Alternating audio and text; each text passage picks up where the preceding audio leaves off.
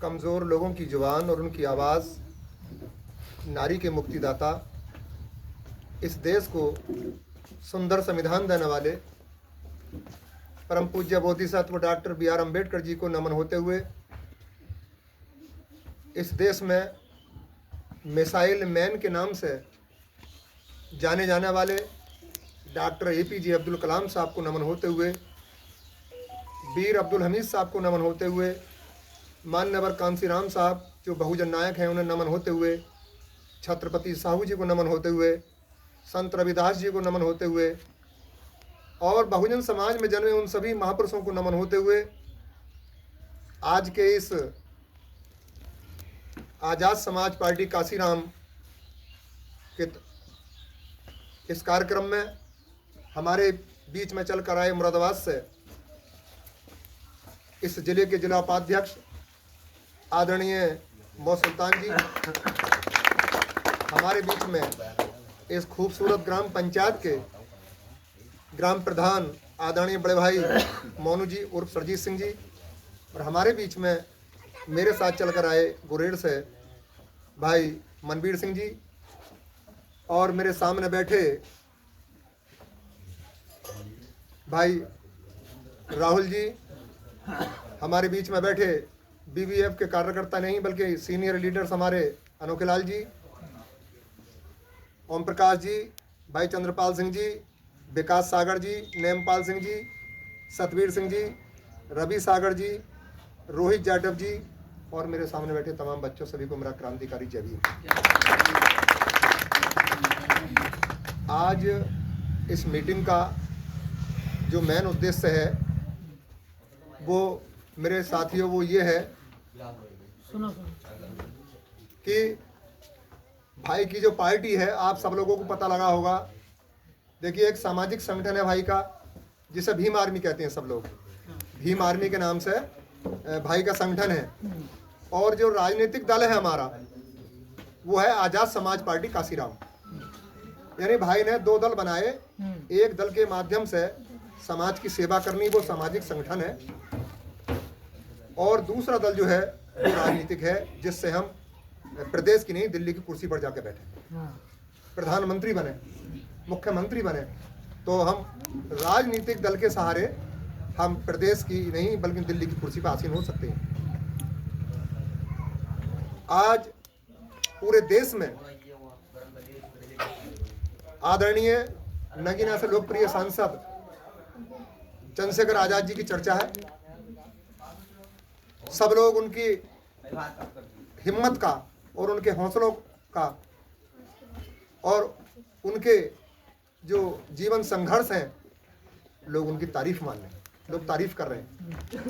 क्योंकि अगर देश में कहीं भी बहुजन समाज के साथ अगर कोई घटना घट रही है तो नीले गमछे वाले तो बहुत हैं, लेकिन वहां आजाद समाज पार्टी भीम आर्मी के लोग ही जाते हैं। तुम्हारी थाने की पुलिस नहीं पहुंचती, दरोगा या इंस्पेक्टर नहीं पहुंचता, लेकिन अगर भीम आर्मी वालों को, आजाद समाज पार्टी वालों को पता लग गया कि भाई उस गांव में हमारे समाज के साथ घटना हुई है, तो आसपास के सभी लोग इकट्ठा होकर के उसके घर पहुंच जाते और पूछते हैं कि भाई बताओ तुम्हारे साथ क्या हुआ। लोग क्यों पहुंचते हैं? जब नेता कड़क होता है तो कार्यकर्ता भी कड़क होते हैं। तो अभी एक घटना घटी उत्तर प्रदेश के अंदर। भाई ने कहा कप्तान साहब से कि कप्तान साहब होश में रहिएगा, ये मुख्यमंत्री आते आते रहते हैं, आपको कोई बचाना नहीं आएगा, और जिस दिन अगर हम जैसा कोई आ गया, बैठ गया इस प्रदेश की कुर्सी पे, तो आपके रिकॉर्ड निकलवा करके आपको घर से लाना पड़ा खिंचवा के।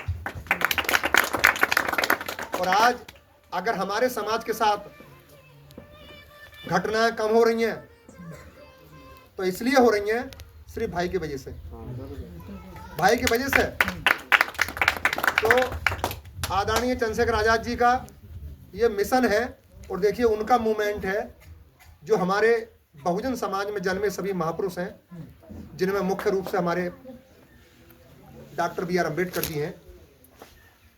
उनके मिशन को आगे बढ़ाने के लिए आपने क्या क्या नहीं झेला।